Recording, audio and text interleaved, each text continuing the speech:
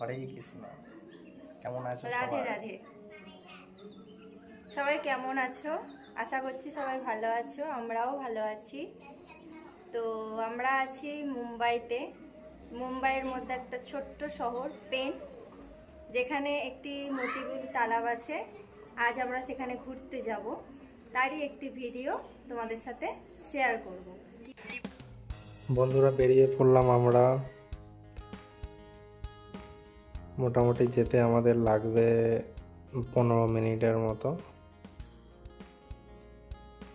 পাহাড়ি রাস্তা সুন্দর লাগে চলাফেরা করতে।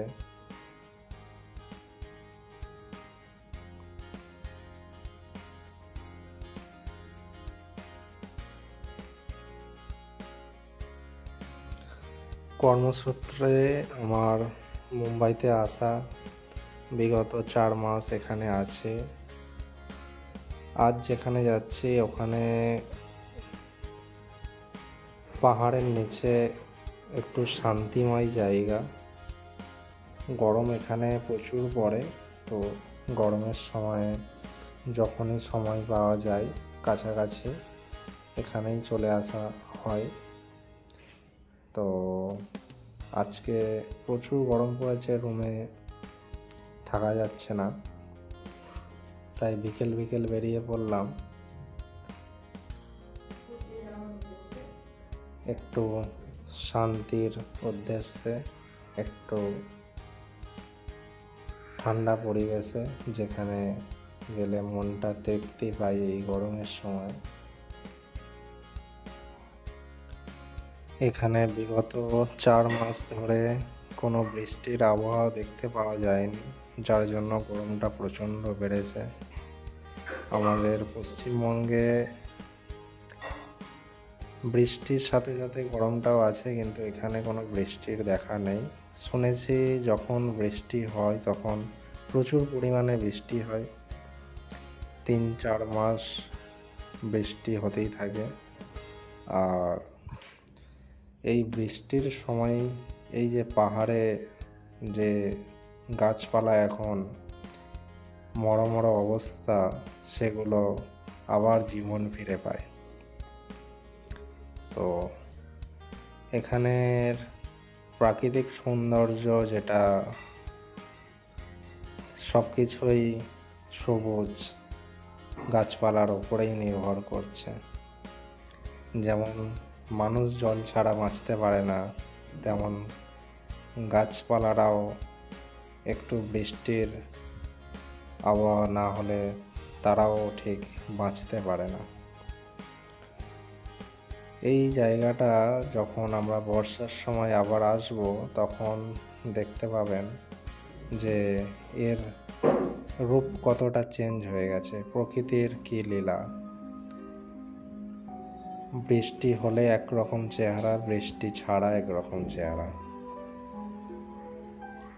মানুষ বৃষ্টি হলে মনে করে রাস্তা কাদা হবে, বাইরে যেতে ভালো লাগে না, কিন্তু বৃষ্টি ছাড়া যে গাছপালারাও অচল।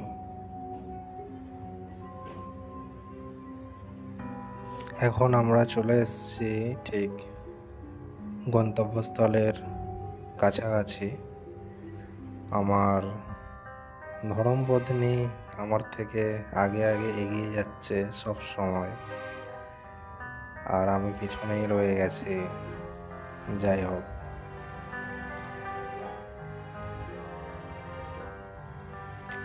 এখানে আসার কিছুক্ষণের মধ্যেই একটু ঠান্ডা ঠান্ডা মনে হচ্ছে। এখানে যে তালাবটি তৈরি করা হয়েছে, এটি কৃত্রিম উপায়ে তৈরি করা হয়েছে।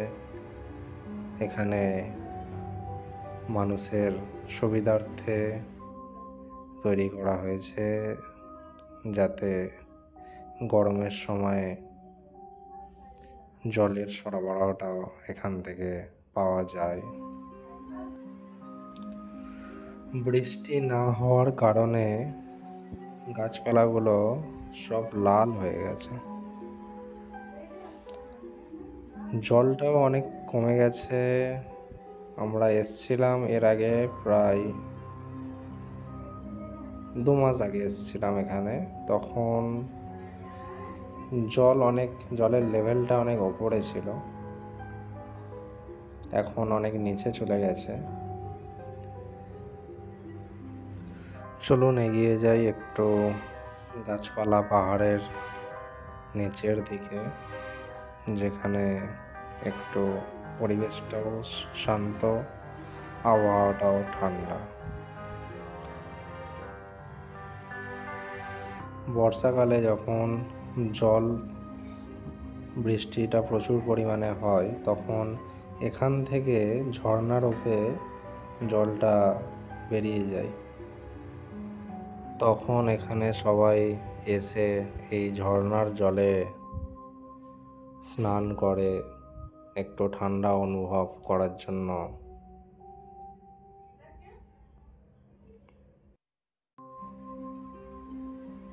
হঠাৎ করে দেখলাম যে সামনে কয়েকজন মহিলা ওখানে ফুলের গাছ থেকে কুঁড়িগুলো তুলে নিচ্ছে ফুল ফোটার আগেই।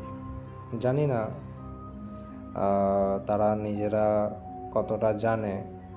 তো অ্যাকচুয়ালি ফুল ফোটার আগে কুঁড়ি তোলা উচিত নয়, কেননা ফুল গাছের একটা সন্তান স্বরূপ। তো তারা পরিণত অবস্থাতে যতক্ষণ না প্রতিফলিত হচ্ছে আমাদের সমাজে, তার মায়ের কোল থেকে ছিনিয়ে নেওয়া উচিত নয়।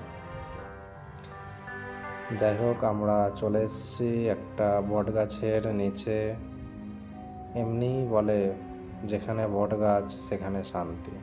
সত্যি এখানে একটা আলাদা রকম অনুভূতি এই জায়গাতে এসে যদি কিছুটা সময় কাটানো যায়।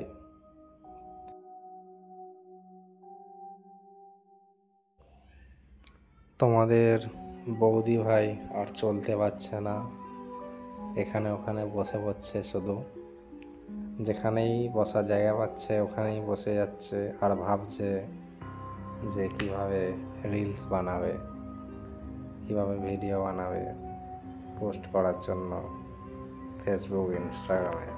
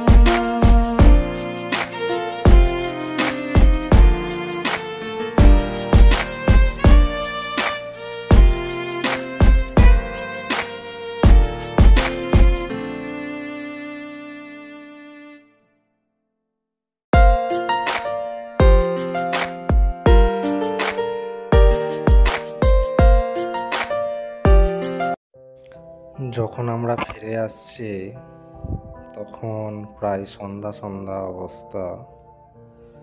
তখন এই পাহাড়ি জায়গাতে খুব ভয় ভয় লাগছিল, একটু ভূতন্ত ভূতন্ত মনে হচ্ছিল, ঠান্ডা ঠান্ডা ছমছমে। ফেরার পথে একটা কুয়া দেখতে পেলাম, সেখানে পৌঁছে দেখলাম যে কুয়ার জলে গাছের প্রতিবিম্ব কত সুন্দরভাবে ফুটে উঠেছে, একদম মনে হচ্ছে যেন অরিজিনাল গাছ। এখানেই সমাপ্ত করলাম আমাদের ভিডিও।